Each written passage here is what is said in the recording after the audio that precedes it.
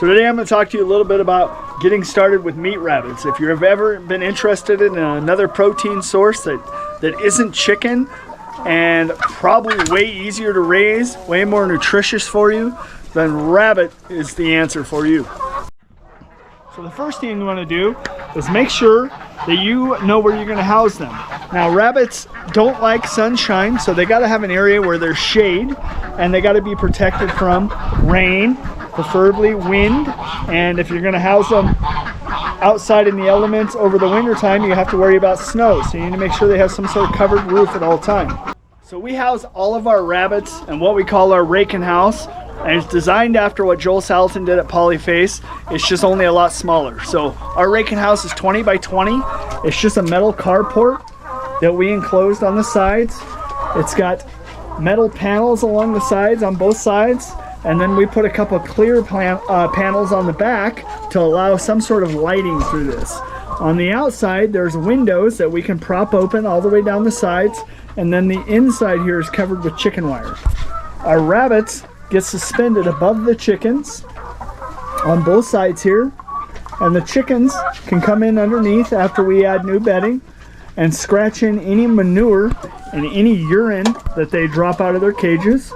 Each one of these cages for all of our does on this side is 30 by 30. Now we do have a couple of our bucks here in the smaller cages. They're 24 by 24, but we have all new cages for these guys too. We just need to replace them.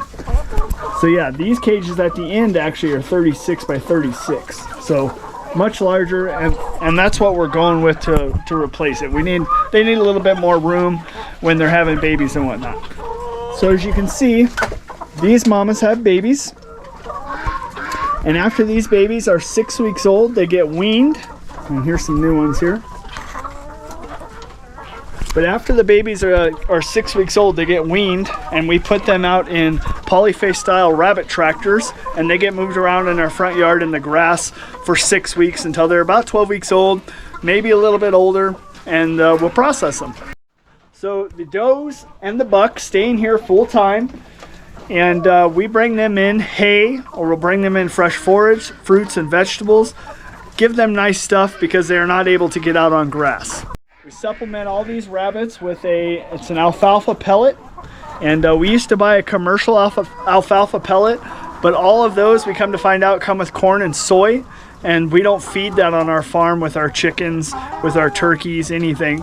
So we kept looking for a better pellet, and actually who we get our chicken feed from, our supplier there, they actually started making a rabbit pellet that was corn and soy free. So it worked out really well. That's just what we do. It's not something you have to do though. So for the watering system, it's a gravity fed system. It's just a 5-gallon bucket with some food grade black tubing. You want black tubing because the clear tubing will get algae and whatnot in it. And then you have to come through, and there's really no way to clean these.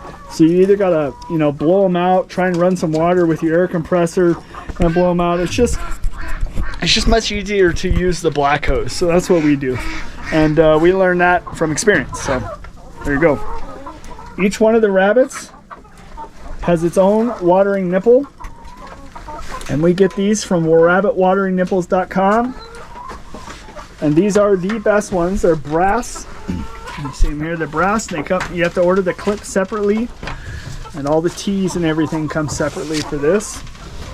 So like I said, each one of these has its own watering system, and it's all fed off of one bucket on this side. And then you come over here, and this has the same thing. Everyone has its own watering system all the way down. And what this does is this provides them fresh water, cool water at all times. And then you don't have to worry about coming out here 3 or 4 times a day and filling these little cups like this. So that takes time, and that adds to your chore list. Now this food grade hose, you could probably get this at any hardware store. You can go in and just cut whatever size you need. I believe this is 5/16, and that's the same size as these watering nipples, 5/16, and it works good. They don't have to put off a lot of water. Like I said, they're all gravity fed, so they don't have a lot of pressure, and if you squeeze them, they're not going to throw out a lot of water, but it's enough water for one rabbit. And when they have babies like this, The babies will start drinking a little of the water around 4 or 5 weeks old, but mainly they're drinking milk until you wean them, and that's at 6 weeks old. So it's plenty of water, it works great. This bucket, we have to fill it maybe, we probably could go by and not fill it, but maybe once a day. We'll come out here though and add some cool or cold water to it, or even some ice when it's really hot. This thing, we clean it. You have to clean it about every 2 weeks because it does get algae and green stuff in it. And then if you don't clean it, what ends up happening is all that algae and whatnot moves down the tubing into each of the rabbit water nipples, and it plugs each one of them. So it's really important you keep it clean and keep fresh water in it. So after you know where you're going to house your rabbits, the next thing you need to do is find a local breeder that you can buy some meat rabbits from. Ours are a New Zealand and Rex cross. Now there's probably some other breeds mixed in with these here and there, but it doesn't matter. It still puts off at 12 weeks a 2.5 pound rabbit, fully processed, ready to go in the freezer. So just do a little research and figure out what breed is right for you. So for each one of our rabbits, we have a numbering system, so we know when we're breeding them who we're breeding them to, and then later in the future we know who they came from. And that's important if you're trying to breed out certain genetics that you don't want. And you also, when you're doing this, when you're looking for your buck and your doe, if you're just starting with a pair, you want to get unrelated. And not saying that you can't breed them if they are related, because I'm sure that does happen out in the wild. But what happens is if you have a rabbit with a bad trait, one, you need to cull it out of your rabbitry here. But two, that bad trait, you have a 50% chance of getting that bad trait in whatever kits those does have. So it's really important that you don't breed a related pair. So another thing we do here is we try to breed out any bad traits that we don't like. So if we have a doe that constantly produces, 10 or 12 rabbits every time she has babies, then we'll like that. We'll keep that, and we'll try and maybe keep one of her babies and breed it to a buck that's not related and try and keep that genetic going.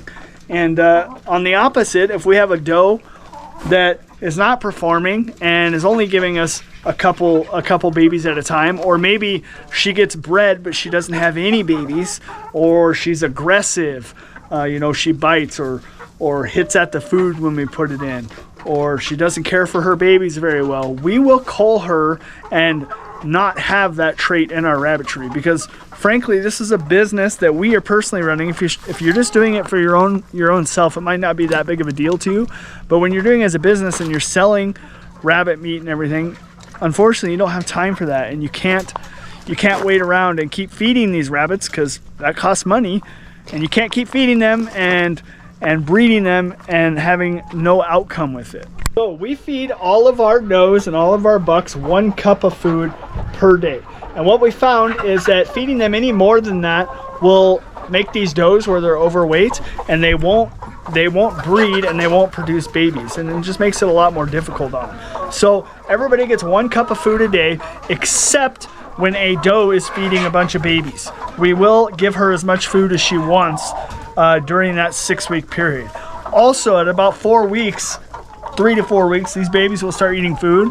So you need to provide them extra food for these mamas in order for them to keep up with milk production. That's really important. All right, if you are planning on breeding these rabbits, then you're gonna need to build a rabbit nesting box.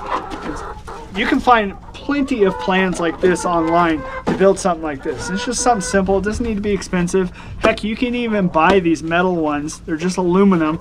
You can buy them online as well. Now, a rabbit's gestation period is 30 days. So we use a calendar, and after we breed our rabbits, we write on the calendar, okay, we bred them today. This is the buck we bred them to. And in 29 days, we're gonna add the nesting box in. And when we add the nesting box, we put in a handful of hay and we put it in their cage. And when they're ready, usually around the 30-day mark, they'll start pulling fur out, and they'll start insulating that nesting box with the hay. And they'll gather the hay and they'll put it in there. They'll take out whatever they want to take out.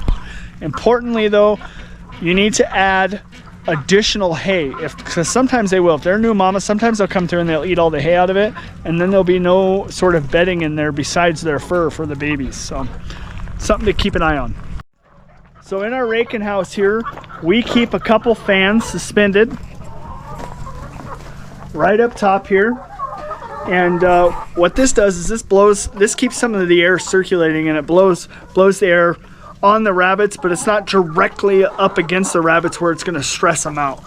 And rabbits are very susceptible to stress and any loud noises. That's why we have the chickens in here, and they kind of create just a low, cackling noise most of the day, and they keep it pretty calm. It's when they get stressed is when you start having geese like we did in here, and ducks that are quacking a lot.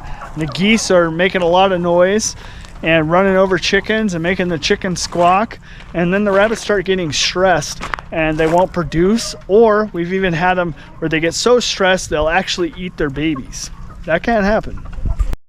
The other thing we do for our raking house is we put a sprinkler on the roof, and that stays up there all summer, and we turn it on when it starts getting too hot. It'll get hot sometime around June, July, and anything over about 90 degrees, since this carport does have a metal roof on it, we turn the sprinkler on, and even if it's only for a couple hours out of the day on low, it'll cool the metal enough, and with the fans close to the roof like this, it'll blow some of that cool air around in here, and it can be pretty inviting in here. If it's 90 outside, then it can be in the low 80s, maybe even upper 70s. We've even had it over 100 in here, 105, 110, and we've kept it in the 90s in here, which is good, because that's another thing rabbits are susceptible to is heat. So when our rabbits are 6 weeks old, after we move them out of the raking house, we move them out into our polyface style rabbit tractors like I was saying. These rabbits in this tractor are 12 weeks old, so they've been out here for 6 weeks, moving along every day, sometimes twice a day, eating grass, getting fresh water, getting sunshine. We have a cover over the top to protect them from rain and protect them from sunshine, because like I was saying, they do like enough shade. They love to be able to hide in the shade. So rabbits make the perfect backyard homestead meat source because they're so quiet. They don't make any noise to disrupt your neighbors. Nobody's going to be calling you in because you had a rooster crowing. Nobody will even know that you have rabbits in your backyard. Well, I hope that answers some of your questions to getting started in rabbits. And if you have any more questions, or you are interested in getting into them, or you want to know how we do anything here in our little rabbit tree that we have going, please reach out. Please comment on this video. You can email us and we'll do our best to help you out. We can even make another video, more extended video on how we do it and why we do it and whatnot. So yeah, thank you for watching. We'll see you in the next one.